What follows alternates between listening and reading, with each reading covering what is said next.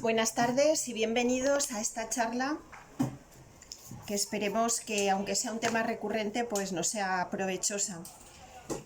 Como sabéis, el tema del que vamos a hablar va a ser un enfoque diferente de lo que nos ha ocurrido. Lo que nos ha ocurrido ya sabemos todos lo que es el tema del COVID y bueno, y tenemos todos muchísima información y muchísimos enfoques que se han dado. Y bueno, pues aunque realmente parece que el tema está saturado, pero yo creo que podemos aportar algo, un enfoque diferente. Los temas que vamos a tratar durante esta charla va a ser primero una breve introducción, pues hablando de lo que es la lectura humana de los acontecimientos, y después el segundo punto va a ser una lectura desde la fe, que puede ser que la hemos dividido en una lectura superficial y una lectura profunda. Luego vamos a tratar el tema de la última batalla del mal y por fin, bueno, pues un poco lo que nos espera, ¿no? Con unas conclusiones muy prácticas para poder vivir a partir de ahora, pues enfrentarnos pues a lo que nos espera. Bueno, vamos a empezar ya con el punto primero, que hemos dado en llamar una lectura humana de los acontecimientos. Aquí no vamos a abundar porque es un poco pues el enfoque que todos ya sabemos. Ha ocurrido un virus que ha provocado una pandemia a nivel mundial y bueno, pues hay una lectura médico-sanitaria de los acontecimientos. Esto es la lectura lógica y normal de algo que ha ocurrido y bueno, pues eso, se intenta dar una explicación a través de la medicina o de la sanidad.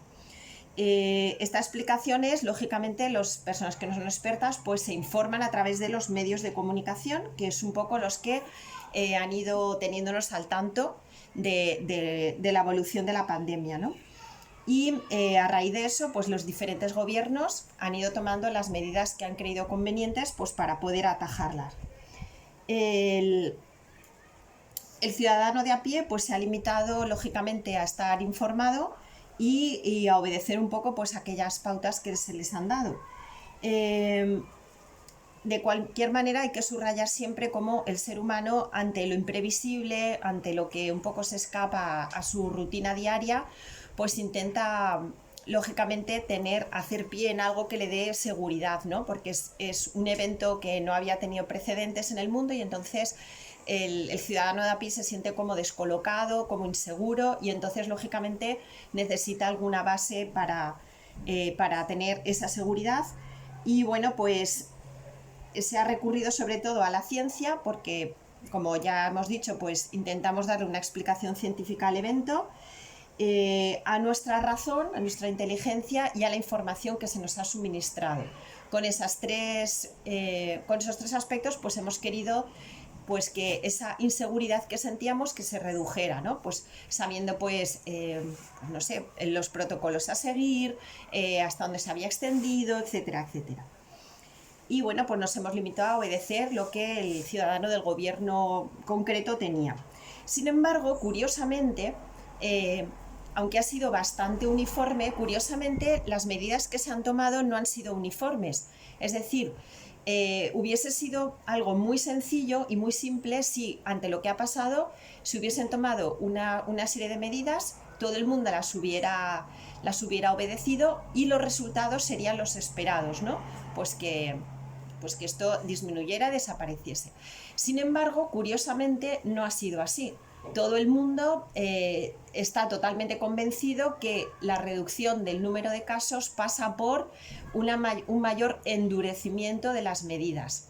Entonces, cuantas las personas pues más, no sé, más confinadas estén y más medios tengan para su seguridad, pues el número de casos se iba a reducir. Y sin embargo, curiosamente, al principio esto podría ser así, porque no sabíamos a lo que nos iba a llevar. Sin embargo, ahora ya disponemos del tiempo suficiente para saber que hay algunos países del mundo que se han desmarcado de las medidas generales y, curiosamente, en lugar de tener más casos, han tenido menos. Estos son hay muchos más países, pero vamos a nombrar simplemente a tres. Uno de ellos es Suecia, que decidió desmarcarse del tema del confinamiento simplemente por por razones pura y exclusivamente económicas, es decir, valoraron entre la salud de los ciudadanos y que económicamente el país se hundiera, con lo cual la calidad de vida de las personas supervivientes iba a disminuir. Entonces decidieron no confinar a sus ciudadanos. Y otros dos países que son Polonia y Hungría también, pero por otras razones diferentes. No es que no haya habido o sí ha habido confinamiento, sino que simplemente por un tema religioso, puramente religioso, la Iglesia se ha desmarcado de la posición, dijéramos, oficial, ¿no?, que la Iglesia había tenido desde un principio. Y en lugar de, pues eso, el cierre de las iglesias, como ha habido en todo el resto del mundo, pues lo que han hecho es al contrario, o sea, abrir las iglesias durante 24 horas, hacer turnos de adoración y pues la gente mayor, pequeña y jóvenes y de todo, pues han estado acudiendo con incluso mayor asiduidad a las iglesias. Es muy curioso cómo en el caso de estos tres países, y lo mismo Hungría, también por razones religiosas, estos tres países en concreto han tenido muchísimas menos víctimas mortales que, por ejemplo, otros como Italia, España, etcétera, ¿no? Con lo cual, no parece tan claro, no es tan sencillo, endurecimiento de las medidas y confinamiento igual a que esto se solucione. Por tanto, bueno, pues esa lectura exclusivamente humana de los acontecimientos ya hemos visto que es insuficiente, no hay que rechazarla, pero es insuficiente, porque realmente nos quedamos un poco con la punta del iceberg. Y la gran pregunta sería, ¿qué diferencia hay entre cómo se ha comportado una persona creyente, un ciudadano creyente, una persona que tiene fe ante lo que nos está ocurriendo, y una persona que no tiene ningún tipo de fe? Si es exactamente el mismo comportamiento, pues obedecer a las autoridades policiales y gubernamentales y sanitarias, etcétera. Si es exactamente lo mismo, la persona creyente y la persona no creyente, entonces estamos ante un problema, porque realmente los que nos decimos creyentes, pues no han pasado, si no se ha diferenciado en nada su actuación, realmente nuestra fe ha quedado en entredicho. Por eso vamos a pasar al punto número 2, que es una lectura de lo que ha ocurrido desde la fe. Es muy importante saber que cualquier momento doloroso, cualquier momento de cruz, es un poco el que revela el fondo de, pues eso, de unión de cada alma con el Señor, ¿no? Realmente pues le ocurrió al Señor en su vida pública, nos ocurre siempre. O sea, al Señor, mientras todo fue más o menos bien, mientras hacía milagros, mientras, bueno, pues predicaba, les podía gustar o no y tal, pero llega el momento de la cruz y es como el momento decisivo, ¿no? Y ya se le anuncia a Simeón a la Virgen, pues será como una bandera discutida y él pondrá en claro la actitud de muchos corazones. Es decir, cuando llega la cruz es cuando se pone en claro realmente si nuestra fe tenía raíces o era una fe cultural, una fe tradicional, una fe familiar o lo que sea. Y realmente pues tenemos que decir con bastante tristeza pues que realmente la Iglesia como institución y los creyentes, la mayoría de los creyentes pues no han resistido a esta prueba, o sea, no han dado un testimonio auténtico.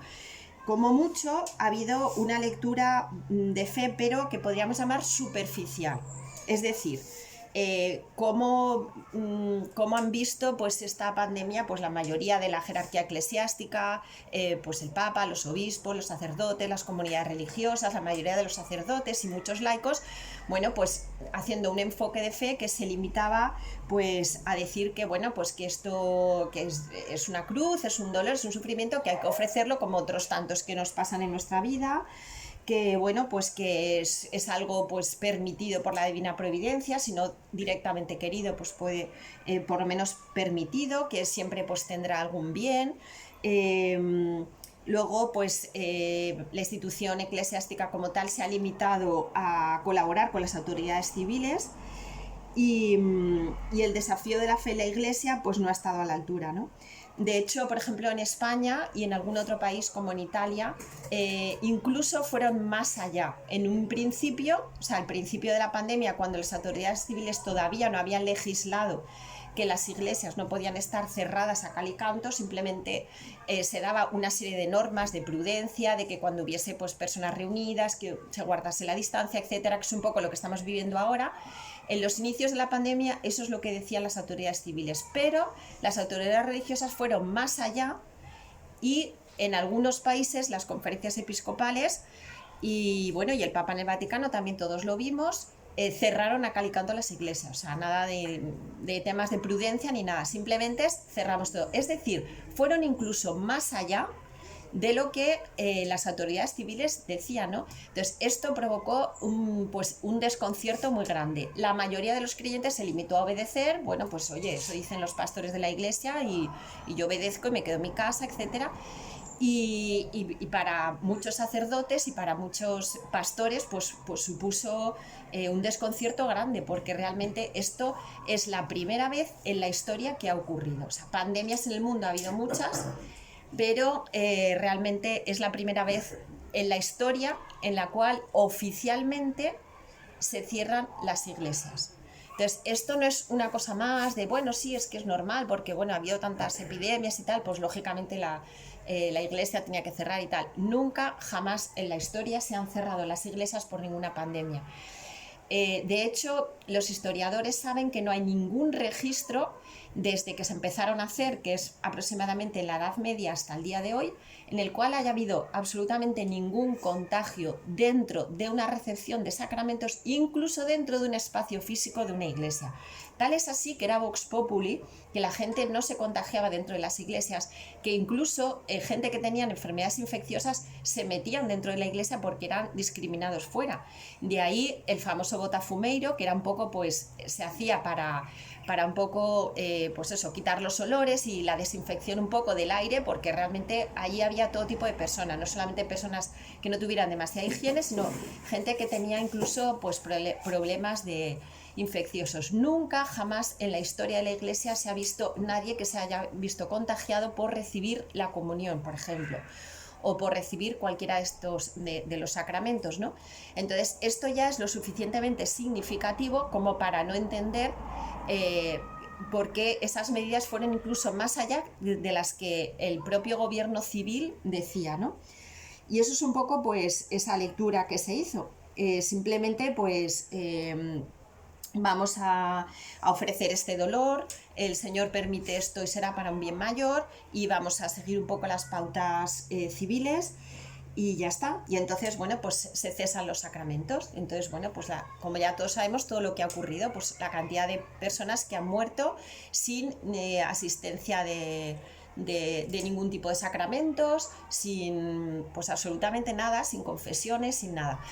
¿Por qué? Pues porque, bueno, pues porque era un poco la respuesta de la iglesia. Entonces los que tenían que tomar pues esas decisiones las tomaron, y entonces el resto de los fieles pues lógicamente han obedecido. Esa sería una lectura como más superficial, que sí, que bueno, que el Señor está de alguna manera detrás de esto, pero lo único que hacemos es pues dejarlo así, punto. Y luego tendríamos una lectura que podríamos llamar más profunda, ¿vale? De estos acontecimientos. Ver esto como una punta de un iceberg, que dentro hay un significado muchísimo mayor del que aparentemente parece, ¿no? No es una cruz más que hay que ofrecer al Señor, como tantas cosas que han habido, como terremotos, como enfermedades y tal, no es una cosa más, sino que es algo especial y único en la historia del mundo. Para saber esa lectura profunda y ser realmente muy objetivos, y que no sea la opinión de una persona individual, sino que sea realmente lo que el Señor, el enfoque que el Señor le da, pues primero nos vamos a detener en la Sagrada Escritura. Es decir, ¿qué opina Dios? Que es lo primero que tendríamos que haber ido a preguntar, en vez de estar pues eso, tan pendientes de los medios de comunicación, a ver qué opina el de la Organización Mundial de la Salud, a ver qué opina el médico de no sé quién y el comité de expertos y todo eso. A ver, ¿qué opina Dios de las epidemias en general y de cómo hay que comportarse cuando hay una epidemia? Bueno, pues en la Sagrada Escritura no es que abunden los citas, pero sí que hay unas cuantas y muy significativas. Hay una de un salmo concretamente que rezan todos los sacerdotes y todos los consagrados en la oración de completas, por eso es bastante conocida, que tiene 2 o 3 versículos que específicamente hablan de esto. Y entonces está hablando de, es un salmo en el cual, bueno, pues hay una peste allí en el pueblo de Israel y la gente como que pregunta a Yahvé que qué hacemos con esta peste y tal. Y contesta en el salmo Yahvé, dice, Yahvé es tu único Dios, Él te librará de la red del cazador, de la peste funesta, caerán a tu izquierda 1000, 10.000 a tu derecha, pero a ti no te alcanzará. Con lo cual aquí hay una interpretación muy clara, ¿no? De una... otras, por ejemplo, tenemos la de Nínive, ¿vale? Nínive no estamos hablando de algo sanitario, de una enfermedad, por así decir, pero sí de un castigo. Entonces, ya sabéis lo que todo el mundo sabe, la historia de Nínive y cómo realmente, bueno, pues está primero esta preparación que dice, si os convertís no sucederá esto, y ocurre y no sucede por la conversión. Y luego tenemos también en el Antiguo Testamento plagas, y algunas de ellas también son enfermedades, como son las plagas de Egipto, y después está la plaga de serpientes que pasó el pueblo de Israel mientras caminaba por el desierto, ¿no? Entonces, esas plagas de Egipto también ahí vemos que hay un evento muy parecido. ¿Y qué ocurre? ¿Qué dice Yahvé al pueblo de Israel? Esta plaga va a ocurrir, va a ser para un bien mayor. Ese bien mayor es para que el faraón se dé cuenta de que yo soy Dios y que tengo que dejar libre a mi pueblo. Pero no os preocupéis, el ángel os va a marcar y morirán los primogénitos de Egipto, pero no los israelitas. Y así fue. Cuando el pueblo de Israel también está en el desierto y dudan de Yahvé y empiezan a decir, pues no sé para qué nos ha sacado de Egipto, esto es horrible, no tenemos comida, tal y cual, entonces Dios les manda esa plaga de serpientes, ¿no? Que después ellos se arrepienten y entonces, bueno, pues ya sabéis que ponen esa serpiente de bronce que hace Moisés, que aquel que la miraba se salvaba, ¿no? Entonces ahí vemos cómo desde el principio podemos sacar conclusiones de todos estos pasajes, ¿no? De la Sagrada Escritura. La primera conclusión sería, Dios siempre castiga para purificar a la humanidad de la idolatría y del pecado. Es decir, Dios castiga. Entonces, esta frase que ha sido como totalmente estigmatizada, la mayoría de los sacerdotes, de las religiosas, casi todos los vídeos que se han visto aquí, han reafirmado por activa y por pasiva que esa interpretación de que Dios castiga es totalmente errada y que, bueno, y que poco menos que herética, y que Dios no castiga, que Dios es muy bueno y que lo más que podemos decir es que permite. Entonces, eso sería tumbar la Biblia de un golpe. O sea, si sabemos que Yahvé es, Jesús nos lo revela como Padre, pues es un Padre en toda la extensión de la palabra, que no es su primera opción el castigo, pero cuando ya no le queda otro remedio con sus hijos, pues actúa con castigos, ¿no? Entonces, esta pandemia no solamente puede ser una permisión de Dios, es que puede ser directamente un castigo decidido por Dios, ¿no? Entonces, esa opción no la podemos descartar tan alegremente, ¿no? Y decir que es que Dios no castiga. Y ya lo vemos que su única intención es purificar a la humanidad. ¿De qué? Pues en la Sagrada Escritura viene que es de la idolatría sobre todo y de los pecados. De la idolatría, es decir, dar culto a otro Dios que no era Yahvé. Entonces, eso es exactamente lo que está haciendo ahora la humanidad. Es decir, hoy día, incluso la gente creyente ha desbancado, a Dios y se ha hecho un Dios de sí mismo. ¿Por qué? Porque la ciencia y la tecnología ya está tan sumamente avanzada que piensa que el hombre se vale por sí mismo y no necesita para nada adorar a Dios, sino que nosotros ya hemos llegado a un punto de la historia en el cual ya somos tan perfectos y lo tenemos ya todo tan sumamente controlado que Dios ya es pues artículo de lujo y bueno, pues para unas cuantas abuelitas del medioevo, pero para nosotros ya no. Entonces empezamos a idolatrar otras cosas, idolatramos el dinero o idolatramos el poder o idolatramos muchísimas cosas. Otra conclusión es que los castigos siempre están condicionados a la conversión del hombre, es decir, el castigo nunca se da, el Señor o Dios lo lo manda sí o sí, siempre está condicionado, igual que pasó con Nínive. Si no os convertís, dentro de 40 días Nínive será destruido. Efectivamente, desde el rey, lo dice la Biblia, desde el rey hasta el último, hasta los animales y todo, estuvieron 40 días pues que hicieron penitencia, hicieron sacrificio y tal, y Nínive no se... Entonces, por supuesto que esto no es una cosa que tengamos que esperar como que el hombre simplemente se limita a esperar de una manera pasiva, y entonces es como un fatalismo ahí de, bueno, pues como nos hemos portado mal, nos tenemos que cruzar de brazos porque nos viene un castigo. No, no, la libertad del hombre está en juego en el sentido de que nunca, jamás Dios manda nada que no tenga un aviso previo. Esto es una constante en toda la Biblia. Jamás Dios hace una actuación de este estilo sin decirlo previamente, sin anunciarlo previamente.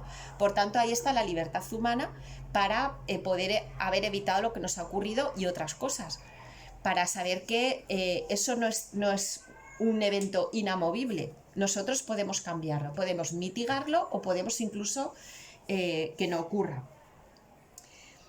Y esos castigos se pueden suspender.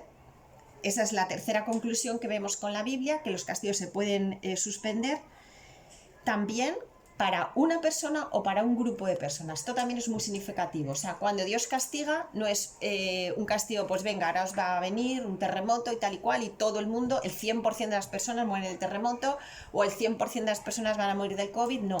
Siempre está la opción de que ese castigo generalizado puede ocurrir, que por permisión divina Dios directamente haya a una persona o a un grupo de personas que los proteja.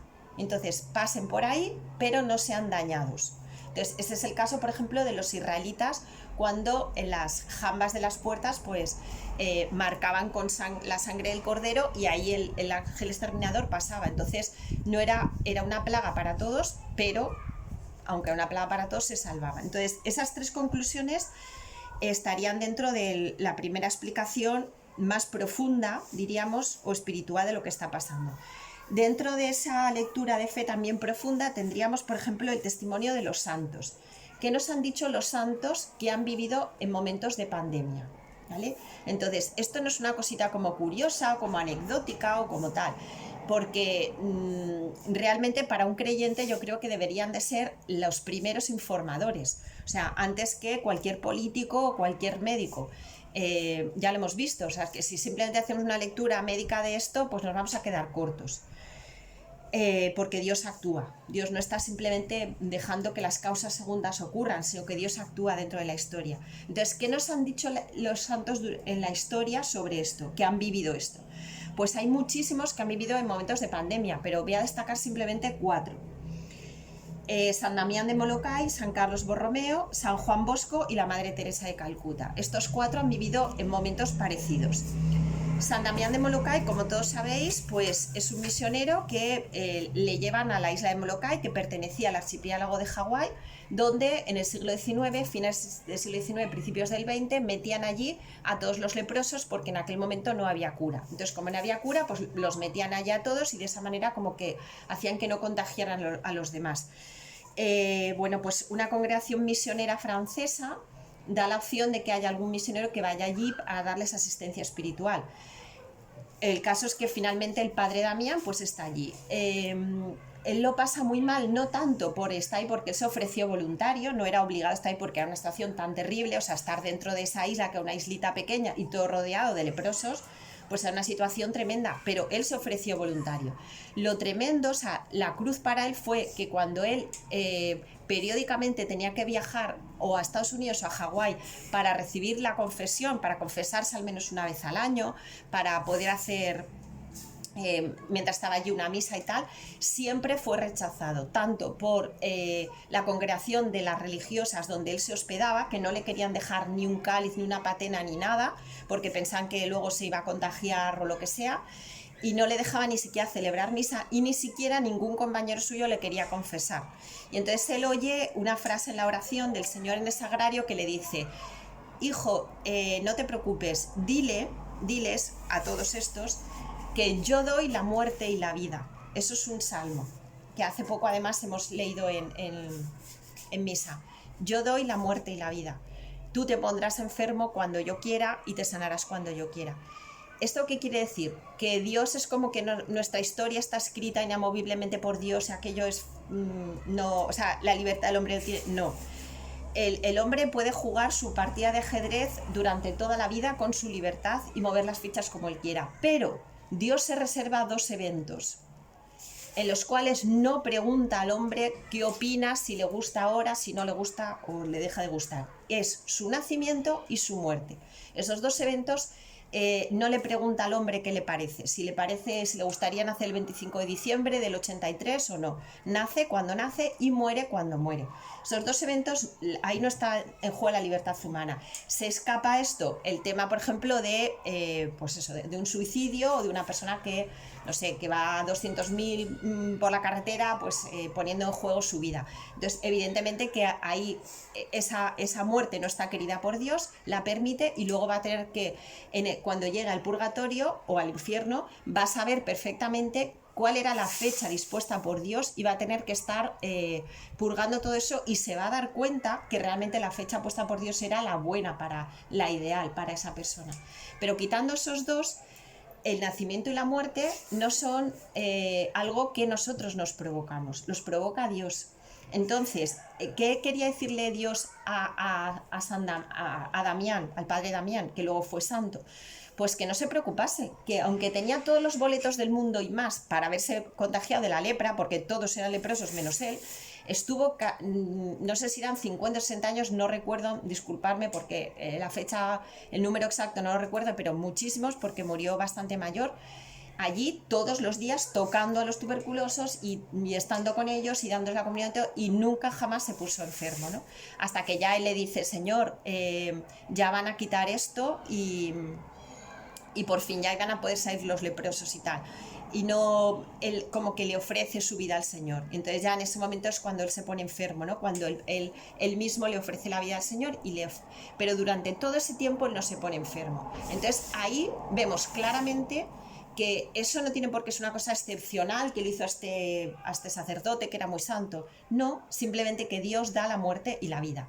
Que uno tiene que ser prudente, que uno no se puede meter en la boca del lobo, que todo lo que queramos, pero que nuestra enfermedad, el hecho de que yo me ponga enfermo o me muera, va a ser dictado por Dios, no por mí. El siguiente es San Carlos Borromeo. San Carlos Borromeo le tocó vivir la peste en Roma, y toda la jerarquía eclesiástica, incluso el Papa, prohibieron, porque los apestados, como no es como entonces, pues morían en la calle, porque nadie les quería recoger ni llevarle al cementerio, porque claro, se podían contagiar. Entonces la gente moría en la calle, los apestados. Entonces él se ofreció voluntario y le dijo al Papa que él quería ir a asistirles, a darles los sacramentos y darles la unción antes de morir. Y entonces el Papa le dice que no, que eso es una imprudencia, que tal y que cual, y que no sé qué. Y entonces él le insiste mucho, y al final el Papa le da permiso y le dice, bueno, pero quiero que quede muy claro que es bajo tu responsabilidad, que no es que la Iglesia te mande a hacer esto. Y él dice, sí, bajo mi responsabilidad. Todo el tiempo que duró la peste en Roma, que fueron casi 2 años, todo el tiempo estuvo tocando con su dedo para los santos óleos y dándole en la frente a los apestados y asistiéndoles y tal, dándoles la comunión y todo. Nunca en la vida se puso enfermo. San Juan Bosco. San Juan Bosco pasó algo parecido, un cólera que hubo también en Roma, y entonces todo el mundo lo mismo, nadie quería atenderlos porque todo el mundo se contagiaba, etcétera, etcétera. ¿Qué hizo San Juan Bosco? Incluso fue más allá. Él dijo, no dijo él, bueno, pues yo con los 3 o 4 sacerdotes que estaban empezando ya su obra, vamos a asistir a los enfermos que estén por aquí. Fue más allá. Le dijo a sus muchachos, que eran muchísimos adolescentes y otros como mucho de 20 y tanto, ¿alguno se ofrece voluntario para venir conmigo y asistir a los enfermos del cólera? No hubo ni un solo chico de los que estaban en aquella casa que dijera que no. Se fueron todos detrás de San Juan Bosco. Y eso fue un escándalo, porque incluso entre los cardenales y los obispos, la alta jerarquía, decían que ese hombre que estaba loco, que cómo se iba, exponía la vida de adolescentes de 15, 16, 17 años a eso, que ni eran sacerdotes ni era nada y tal. Bueno, pues él dijo que no, él no había obligado a nadie y que iban voluntariamente. Efectivamente, pasó toda la epidemia, ni él ni ninguno de sus chicos se contagiaron. Y por último tenemos a la Madre Teresa de Calcuta, que todos conocemos y ya es mucho más actual. Bueno, pues la Madre Teresa de Calcuta estuvo siempre, ella y las misioneras de la caridad, sobre todo cuando se fundó la orden y hasta ahora, pues estando en contacto con muchas enfermedades infecciosas que a día de hoy tienen cura, pero que entonces con los medios que tenían no había. Y la Madre Teresa de Calcuta ni llevaba gel hidroalcohólico, ni llevaba mascarillas de no sé cuánto, ni nada de todo eso.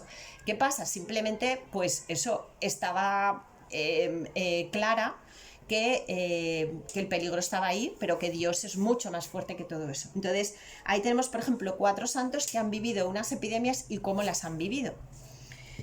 En el siguiente punto, dentro de este mismo que estamos tratando, de una lectura más profunda de los acontecimientos, tenemos el tema de, que ya lo hemos nombrado antes, que es que Dios siempre avisa. Y esto es muy importante porque esto nos va a dar mucha luz de lo que está ocurriendo. Y nos puede venir la pregunta de, entonces, ¿esto que ha ocurrido estaba avisado? Entonces, antes de contestar a esa pregunta, vamos a ver si realmente esto es así, si Dios, antes de que ocurra algo, avisa o no avisa. Bueno, pues tenemos, por ejemplo, ya lo hemos nombrado en el Antiguo Testamento, al faraón, al antiguo Egipto, no le manda las plagas sin más. O sea, estaban un día y al día siguiente ya estaban todos, pues eso, llenos de plagas. No, primero manda a Moisés. Y Moisés le dice y le argumenta y le explica, le dice, mira, déjanos ir y tal y cual. Y cuando ya el faraón, después de repetidas ocasiones, se cierra en banda, entonces ya es cuando Moisés dice, pues de parte de Yahvé te digo que si no nos dejas ir, pues van a venir las plagas. Entonces, como todos sabemos, empieza a venir una detrás de otra y el faraón le vuelve a avisar a Moisés, mira, si no nos dejas ir, va a venir otra. Y así. Con lo cual vemos que no es una cosa que le pille de sorpresa y que no es como la primera opción que tiene Dios, sino que es la última opción, ¿vale? Y que lo avisa antes. Al pueblo de Israel también le avisa, cada vez que va a ocurrir algo también le avisa, y le avisa a través de los profetas, y le avisa incluso, pues, por ejemplo, con el profeta Daniel, que sabía interpretar sueños, y avisa el profeta Daniel incluso de temas políticos. O sea, Ciro, que es el rey Ciro que unifica a los medos y a los persas, como sabéis, tiene un sueño y en la interpretación de ese sueño, aunque tiene una consecuencia religiosa y espiritual, porque va a dejar irse al pueblo de Israel, pero sobre todo tiene una lectura política. Entonces, ahí vemos que Dios avisa. Tenemos el caso que ya lo hemos nombrado antes de Nínive. Convertiros, o si no, dentro de 40 días Nínive será destruido. O sea, y está el profeta avisando. Y actualmente Dios ha cambiado de estrategia. Ahora nos va a sorprender con los eventos que nos ocurren y tal. No, o sea, Dios siempre se mantiene en la misma línea y siempre avisa. ¿Cómo nos ha avisado a este evento y a los eventos que vendrán? Pues a través de 3 cauces, diríamos. Una son las revelaciones privadas, otra es el magisterio de los papas y otras son las apariciones marianas. Estos son los 3 cauces que Dios utiliza para avisarnos. La primera que hemos nombrado son las revelaciones privadas. Ante esta palabra, normalmente el católico de a pie se pone como un poco en guardia y ya enseguida pues está pensando en cosas extrañas, santos medio no sé qué, cosas muy raras, cosas que no han sido aprobadas por la Iglesia, cosas que vete tú a saber, que esto lo creen unos cuantos ahí que son fanáticos y tal. Entonces, bueno, pues habría que recordar a todos que dentro de la teología espiritual se considera que las revelaciones privadas han estado siempre dentro de lo que es la historia de la Iglesia. Y de hecho se considera que San Pablo es la primera persona a la que Dios le da revelaciones privadas. Que luego, cuando esa revelación es a una persona y Dios quiere que se la dé a conocer a toda la Iglesia, pues entonces muestra su voluntad. Entonces, esa persona que recibe esa revelación privada o bien la escribe o bien la dice. Dentro del montón de revelaciones privadas que hay, lógicamente, como el ser humano es muy pendular, el ser humano es muy, pues eso, muy de extremos, normalmente nunca tendemos al equilibrio, siempre tendemos a la bipolaridad. Es decir, como hay 4 chalaos por ahí que viven en Colombia debajo de un cocotero diciendo cosas raras de que si no sé cuánto, que nos vamos a morir todos y que viene el fin del mundo y tal y cual, pues entonces ya nos vamos al otro extremo y entonces ya no escuchamos a ningún tipo de revelación privada, ¿no? Entonces eso es lo que muchas veces, esa bipolaridad que tiene el ser humano, es lo que muchas veces nos hace que desconozcamos tesoros que Dios nos da, precisamente porque por ese afán de no caer en el error, pues nos estamos quedando sin cosas importantes, ¿no? Entonces, bueno, pues dentro de esas revelaciones privadas tendríamos que recordar también primero, el primero que se considera en teología espiritual es San Pablo, que no deja de ser un laico y que él tuvo una revelación privada que luego la Iglesia la asume y la escribe. Y luego pues hay revelaciones privadas mucho más recientes, tan importantes como Santa Margarita María, que es gracias a la revelación privada de ella, hoy día tenemos la fiesta del Sagrado Corazón, que es universal, que está impuesta por la Iglesia, que hay papas que han escrito varias encíclicas sobre el Sagrado Corazón, y toda la espiritualidad del Sagrado Corazón importantísima. ¿En qué se basa? ¿En que el Papa estuvo allí un día y el Espíritu Santo lo iluminó? No, una pobre monja desconocida, salesa, en un convento, que Dios le da esto. Y luego le dice, lógicamente, que se lo diga a toda la Iglesia. Otra revelación privada a nivel de toda la Iglesia Universal es la fiesta del Corpus Christi. Hoy día toda la Iglesia Universal celebra el Corpus Christi, e incluso pues le hacemos todo lo que le hacemos, la procesión y todos los cultos que le damos, y todo gracias, lo mismo, a una religiosa medieval que se le aparece el Señor y le dice que quiere una fiesta específica de el Corpus Christi. Entonces, bueno, pues lo mismo, que en un principio lo mismo, esta monja que está diciendo, pues esto son tonterías y tal y cual. Y una de las últimas y más reciente precisamente es la fiesta que instituye Juan Pablo II de la Divina Misericordia, que hoy día la celebramos en toda la Iglesia y ya es de obligada celebración. Y eso es una revelación privada a Santa Faustina Kowalska, esta religiosa polaca. Y el Papa Juan Pablo ve que es una espiritualidad para toda la Iglesia y el Señor se la revela a esta persona concreta. Con lo cual, tirar de un plumazo todas las revelaciones privadas porque me suenan a raro o porque son de un santo extraño o vete tú a saber si son así o no son así, pues nos podríamos perder cosas tan importantes como estas tres que hemos dicho, como es la Eucaristía, como es el Sagrado Corazón o como es la Divina Misericordia, ¿no? Dentro de esas revelaciones privadas, hay que tener muchísimo cuidado porque ya hemos dicho que ahí, como dice el Señor, hay una frase que yo creo que es un poco la definitoria en estas cosas y en muchas, que dice, examinadlo todo y quedaos con lo bueno, dice Jesús en el Evangelio. No tirarlo todo por la borda porque a mí me suena raro, porque a mí no me lo han dicho, porque yo soy del movimiento tal y de esto no me lo han nombrado, sino examinarlo todo y quedaos con lo bueno, ¿no? Porque siempre puede ser que la persona que haga la revelación privada pueda poner algo de su cosecha, pero evidentemente hay un núcleo importante que es sobrenatural.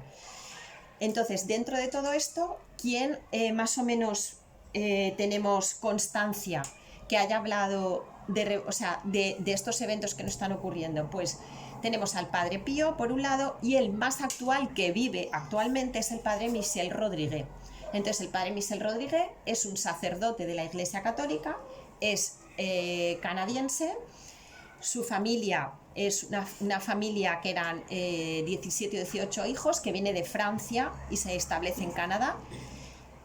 Esta persona tiene una intensísima vida sobrenatural desde muy pequeño, pero a la vez es una persona totalmente humana, cercana, sencilla, es a la vez sobrenatural y terrenal en el mejor sentido de la palabra. Bueno, pues es una persona que tiene todas las credenciales, todos los vistos buenos del obispo e incluso ha hecho una nueva congregación que está aprobada por el Papa.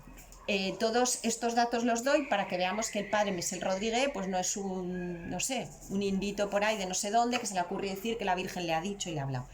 O sea, es una persona que tiene una gran categoría, tiene muchos doctorados y sobre todo tiene un doctorado, tiene estudios especializados en escatología y en mariología. Entonces es muy conocedor de todos estos eventos. Bueno, pues el Padre Michel Rodríguez ya había hace un año, exactamente en el año 2019, ya había vaticinado que Dios Padre le había comentado lo que venía.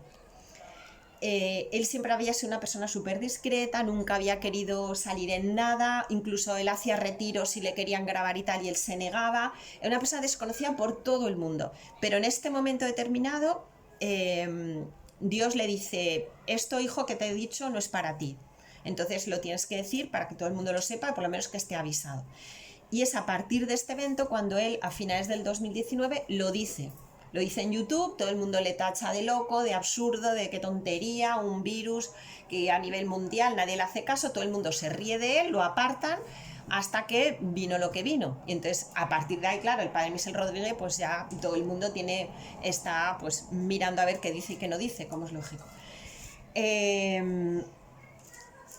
Papas. Los dos papas más recientes que han hablado de esto son el Papa Benedicto XVI y el Papa Juan Pablo II.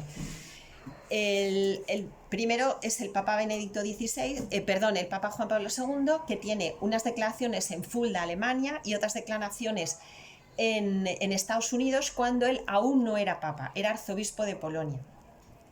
Entonces ahí él tiene dos entrevistas muy importantes en las cuales dice explícitamente que estamos en el final de los tiempos y que la Iglesia tiene que pasar por una pasión en la cual se va a identificar con su fundador, con el Señor, y que estamos en este final de los tiempos. Y Benedicto XVI incluso va más allá.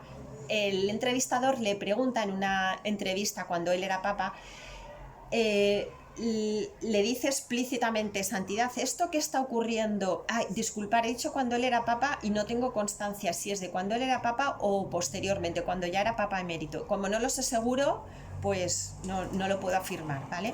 Pero la entrevista la podéis ver porque es pública. Le dicen explícitamente: todo esto que está ocurriendo, no de la pandemia, sino pues eso, cómo estaba el mundo, por así decir. Todo esto que está ocurriendo, santidad en el mundo y tal y cual, ¿usted cómo lo ve? ¿Realmente es que estamos ya en un final de época y tal y cual? Entonces, Benedicto XVI no solamente dice que sí, que estamos en un final de época, sino que él explícitamente dice: no solo estamos en un final de época, dice esta frase textual: estamos a la mitad del Apocalipsis, dice el Papa Benedicto. ¿Vale? O sea, que esto no son cosas de un vidente medio raro, sino que ya vemos que hay papas que han hablado de esto. Y luego el tercer cauce son las apariciones marianas. Cuando hablamos de apariciones marianas pasa un poquito como con las revelaciones privadas, que la gente piensa que es como, no sé, la guinda del pastel, como bueno, como la Iglesia dice que no es dogma de fe ninguna aparición mariana y que bueno, uno se puede salvar sin creer en Lourdes, en Fátima o en Medjugorje, lo que sea, o sea, es un poco como artículo de lujo, pues bueno, pues vale, pues tú tienes tu fe y tus cosas y tal, y bueno, pues si hay uno que es devoto y entonces le da por ahí, lo estudia un poco más. Pero decir eso, en el fondo, no deja de ser una postura muy soberbia, muy orgullosa, porque realmente la Virgen no baja a la tierra pues porque esté aburrida, no tenga nada mejor que hacer, sino que cuando una madre ya ve que sus hijos van al precipicio, ya está desesperada, pues baja, y lo que baja no es para pasar el rato, sino para decir algo muy importante y muy serio. Y cuando Dios Padre da permiso a la Virgen para que baje a la tierra y nos hable, porque es madre, está dentro de ese papel de madre que ella tiene. Ella no tiene solo un papel de madre que estoy en el cielo y que yo te ayudo si tú me pides ayuda. El papel de madre también es madre y reina de la humanidad. Entonces le preocupa hacia dónde va la humanidad, y precisamente Dios le ha dado a ella ese papel. Entonces, rechazar todas las apariciones marianas, pues porque, bueno, pues porque no, me puedo salvar, porque no son como de obligada creencia por parte de la fe, pues no deja de ser muy arriesgado, realmente, porque no ir a una madre, pues creo que es muy arriesgado.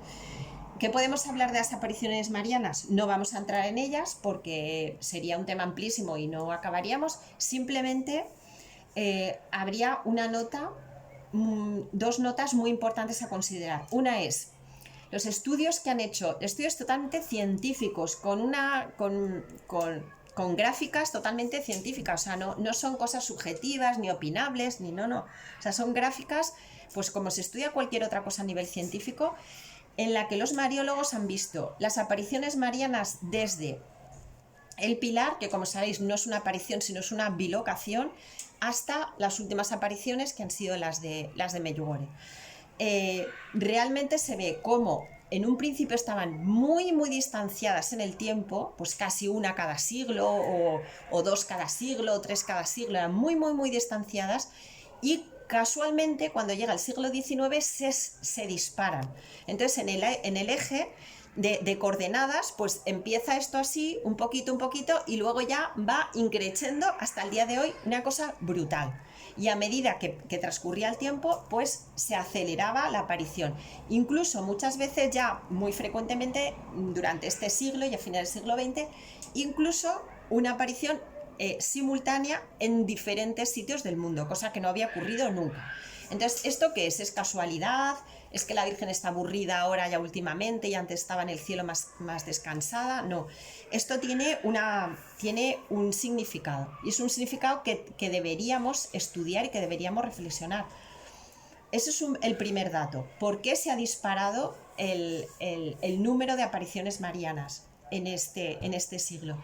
El segundo dato es ¿por qué todas las apariciones marianas hasta la Salet la Virgen habla de cosas referentes a nosotros, pues de que hay que orar, o por ejemplo se aparece Santo Domingo, le dice que hay que rezar el rosario, o se aparece pues a los trinitarios, dice que hay que salvar, en fin, una serie de cosas las cuales habla la Virgen, pues de la fe y pues eso, del camino de santidad que sus hijos tienen que seguir para llegar al cielo. Pero de repente llega la Salet en 1850 y algo, y de repente el tono de la Virgen cambia completamente. Y entonces lo que ven Melania y Maximino, que son los dos pastores que ven la aparición de la Salet, es una mujer, una doncella muy joven, muy guapa, muy tal, muy cual, que está llorando, pero que está llorando a lágrima viva con mucho dolor. Entonces le preguntan y tal.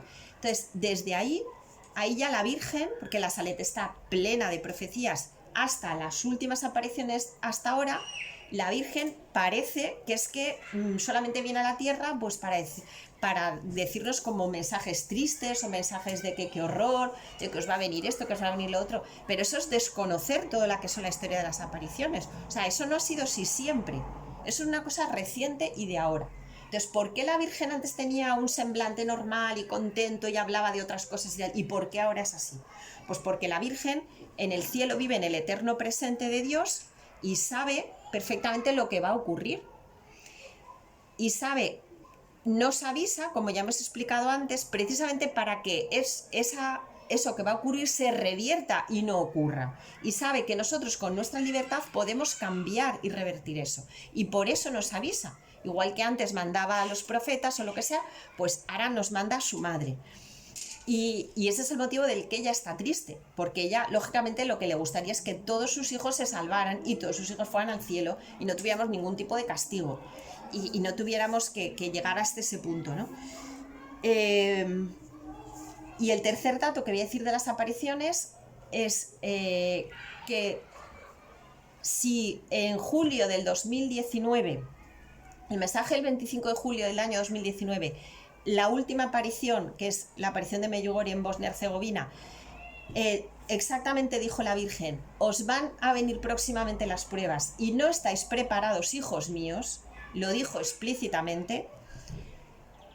Y bueno, unos meses después empezó en China, lo que empezó, quiere decir que ya ha habido otros momentos en los cuales la Virgen ha avisado de algunos eventos que se han cumplido. Y esto es tan gordo y tan importante que ese detalle ha hecho que personas totalmente ajenas a la fe católica, totalmente ateas, totalmente que no iban a tener una conversión de nada, bueno, pues en concreto ahora mismo estoy pensando en un soldado de los cascos azules de la ONU que estaba destinado precisamente a esa zona de Medjugorje, de Bosnia-Herzegovina, que él estuvo durante casi 15 años allí destinado. Y él y todos los que estaban allí pues prestaron atención a lo que dijo allí la Virgen, que ahora lo voy a decir. Pero antes de eso, que eso sería como lo más reciente, voy a decir datos que todos conocemos, en los cuales La Virgen anuncia y luego se cumple. 1917, la Virgen dice, se va a estallar el comunismo. Si no os convertís, va a estallar el comunismo, se va a extender por muchas partes del mundo, va a traer algo funesto, y si no os convertís, la guerra que estáis viviendo está a punto de terminar, pero si no os convertís, en el reino de Pío XII vendrá otra peor. Eso lo dijo en 1917. A 2 o 3 meses del final de la Primera Guerra Mundial. Eso ocurrió. El comunismo se extendió y ocurrió la Segunda Guerra Mundial. Entonces, es que ahí no cabe interpretación, ¿no? Es que a mí me parece, es que igual la Virgen dijo... No, es que la Virgen dijo 2 datos y los 2 datos se cumplieron. En 1962, en Garabandal dice, tener cuidado, hijos, porque... empieza, no lo digo textualmente, pero empieza a anunciar que la Iglesia va a sufrir una crisis tan grave que va a haber una división interna dentro de la Iglesia y que va a haber sacerdotes contra sacerdotes, obispos contra obispos, cardenales contra cardenales, etc. Eso en 1962 era impensable, no lo siguiente. De hecho, por eso echaron tierra la Iglesia española a estas apariciones, porque les parecía algo como herético, que de repente que se hablara de que dentro de la Iglesia iba a estar... Bueno, pues no había que esperarse muchos años después, porque ya en el 67 o 68 hubo una deserción total de muchísimos sacerdotes que abandonaron la Iglesia. La Iglesia se dividió entre pues, el tema del efebre por un lado, por otro lado la teología de la liberación por el otro extremo. O sea, todo lo que ocurrió en la Iglesia, que hoy ya nos parece normal, porque ya lo hemos vivido, en aquel entonces era algo totalmente impensable. Pues la Virgen en 1962 ya lo anuncia. Y el tercer caso que antes os he contado de este soldado, de este casco azul, la Virgen en 1982 les anuncia que va a venir una guerra en esa zona, en la zona de los Balcanes. Todo el mundo se ríe de los videntes. Todo el mundo dice, no lo habréis entendido bien. O sea, en 1982 decir que en esa zona iba a haber una guerra cuando estaba el telón de acero intacto, el comunismo estaba, vamos, en su apogeo, no había fisuras allí para nada, ni la Unión Soviética ni en ninguno de los países que eran del área soviética. Era impensable que allí hubiera habido una guerra, es que nadie le cabía en la cabeza, parecía un sistema que era eterno o que si no era eterno le quedaba muchísima vida todavía. Efectivamente, la Virgen la anuncia en el 82 y en los años 90 estalla la guerra de los Balcanes, que ha sido una de las más horribles y sangrientas que ha habido, porque ha sido una guerra civil en la cual ha habido muchísimos muertos de civiles, en la cual este casco azul sabía este mensaje porque fue un poco vox populi, pero por risa y por burla, no porque se lo tuviera en cuenta. Y la segunda causa que le hizo convertirse es que después de los bombardeos de esa zona, toda la zona estaba totalmente quemada y arrasada y se ve un círculo perfecto, como si lo hubieran hecho con compás, que seguía verde, que seguía intacto, que seguía con las casas, que seguía tal. Ese círculo perfecto era Medjugorje. Todo lo demás estaba arrasado. De hecho, había algunos hijos y hermanos de gente que vivía allí que fueron a combatir y a lo mejor estaban a 5 kilómetros y murieron. Y allí no murió nadie. Eso, el que la Virgen lo hubiera avisado y ver esa fotografía desde el aire, o sea, desde un avión, es lo que a esta persona en concreta, porque yo estoy informada de él, pero que seguramente habrá más, le hizo dar el paso de una conversión. Con lo cual, ¿qué conclusión llegamos? Pues que la Virgen no viene a pasar el rato y que cuando la Virgen avisa es que se cumple. Y ya os digo, no entendió como un fatalismo de os va a venir la guerra en los Balcanes en los 90. Ale, yo me crucé de brazos, pues nada, vamos a comprar chuletas y así estamos todos preparados. No. Si hubiese habido una conversión, esa guerra no se hubiera hecho. Si hubiera habido una conversión, en 1914 la Segunda Guerra Mundial no hubiera tenido lugar. O sea que siempre avisa, pero siempre con esa opción. Después de haber explicado los 3 cauces, en los cuales vemos que Dios siempre avisa, que son revelaciones privadas, los papas y las apariciones marianas, vamos a ver este evento concreto del COVID, cómo se enmarca dentro de estos tres cauces y si realmente ha habido confluencias, ha habido alguna profecía que confluyera en todo esto. Bueno, pues en todo esto lo que confluye es que los eventos que nos esperan son un preaviso, un aviso, un milagro y un castigo sí condicional a la actuación del hombre. El preaviso ya estaba anunciado, el padre Michel Rodríguez ya lo había anunciado y ya la Virgen de Medjugorje ya lo había anunciado y más. Ese preaviso era una pandemia a nivel mundial, en la cual todo el planeta estuviera involucrado. Eso ya ha ocurrido. ¿Qué finalidad tiene? Lógicamente que la humanidad se convierta. Si la humanidad se convierte, ahí se ha acabado todo. O sea, el COVID se hubiera acabado al mes de ocurrir, si hubiera habido una conversión. Pero como no ha habido conversión, lo que hemos hecho es tomar muchísimas medidas sanitarias y médicas y no sé cuánto, pues sigue, ¿hasta cuándo? Pues ya veremos hasta cuándo. Después de ese preaviso, que ya estaba profetizado, viene lo que llamamos el aviso. El aviso, también llamado iluminación de las conciencias o juicio particular o nuevo Pentecostés. Todas esas nomenclaturas diferentes según la fuente donde se recoja. Pero el evento es el mismo, siempre se explica de la misma manera. Es un momento que es de total misericordia, porque todo esto es misericordia de Dios que nos avisa. Porque un padre podría decir, pues yo no te aviso, te has portado mal y ya está, y te castigo. Y él va avisando.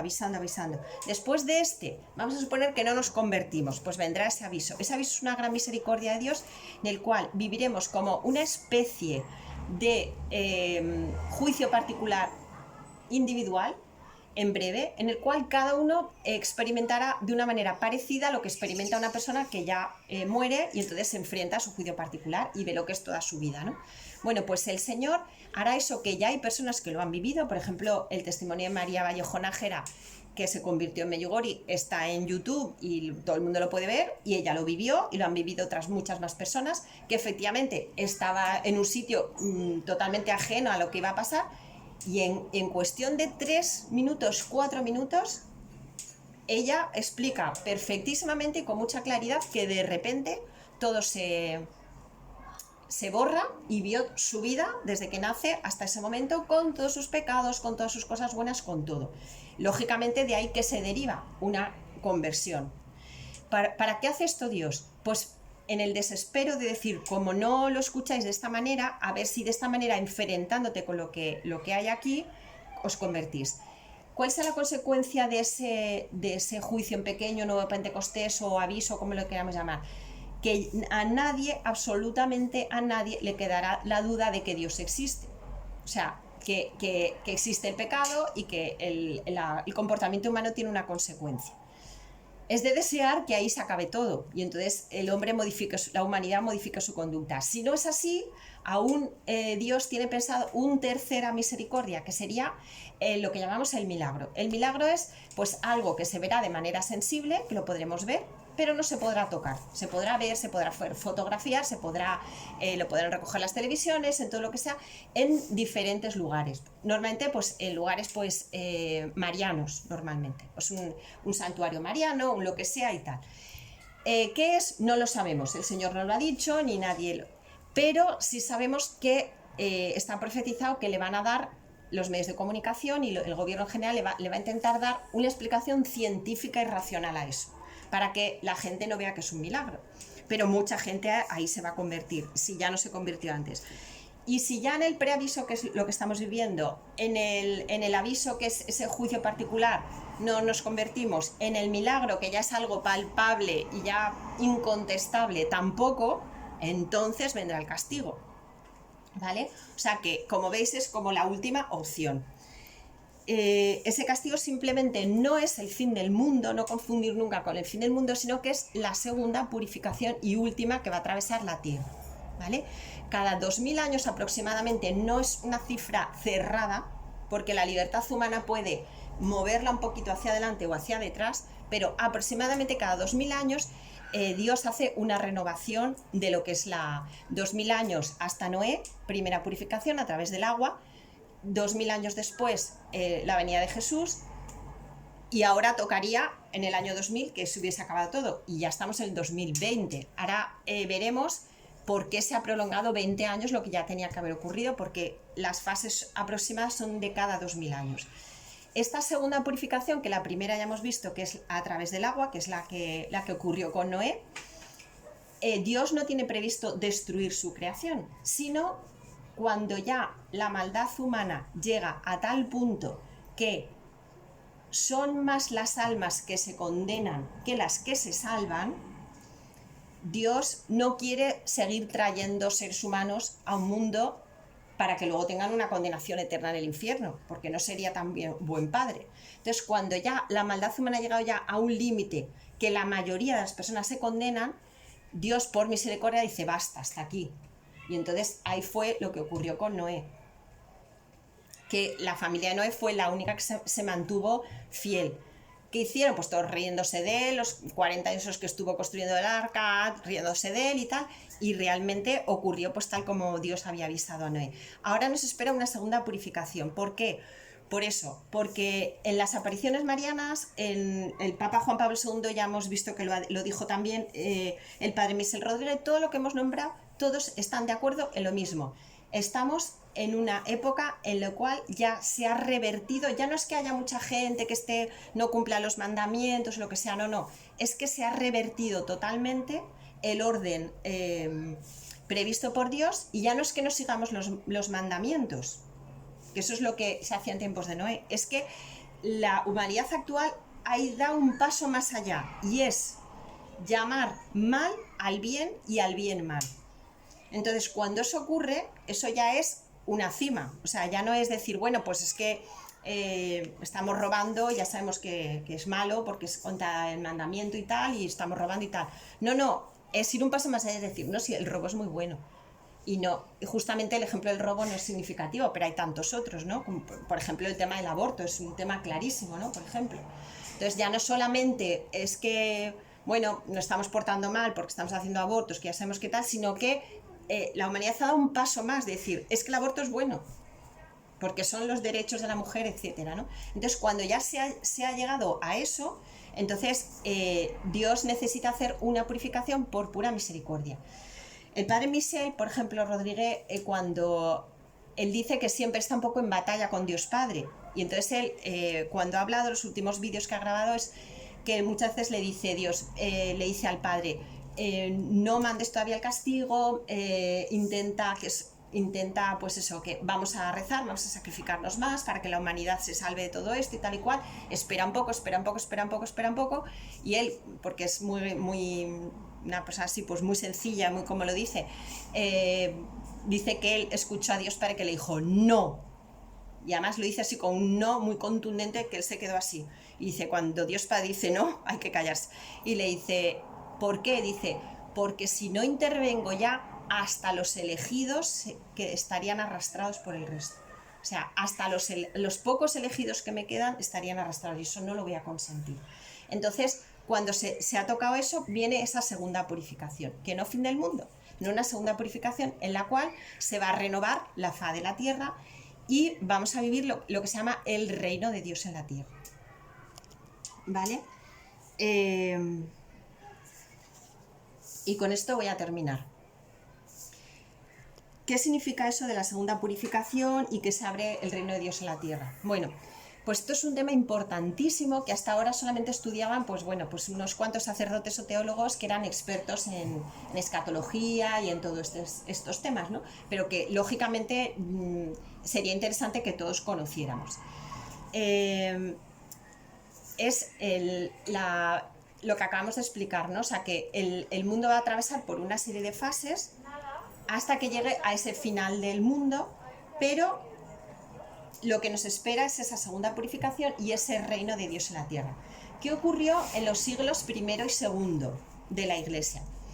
Pues que todos los padres de la Iglesia, el 100% y toda la teología católica, hablaban precisamente de que llegaría un momento que existiría el reino de Dios en la tierra. ¿Por qué? Porque si Jesús solo redime, se queda a medio camino. Es decir, si a Adán Dios le pone esa prueba en la cual Adán falla, Dios quiere hacer su voluntad por encima de todo, es decir,